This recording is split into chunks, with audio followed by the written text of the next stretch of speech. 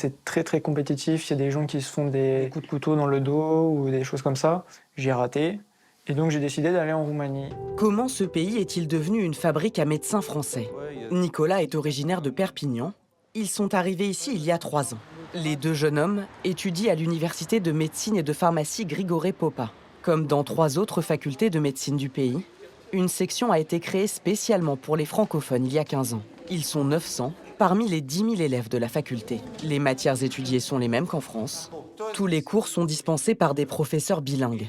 À sa création, ce cursus accueillait 75 étudiants. Mais face à la demande, l'université a doublé le nombre de places.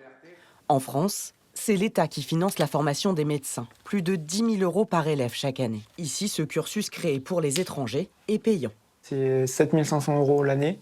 On ne peut pas sortir 7 500 € comme ça de sa poche, personnellement.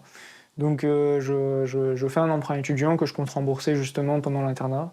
Au total, ces 6 années lui coûteront 45 000 €. Nos jeunes Français de 3e année ont pris goût à l'expatriation. Ils ne feront pas forcément leur internat en France. Nicolas, lui, veut rentrer en France. Mais le salaire de base des internes l'inquiète.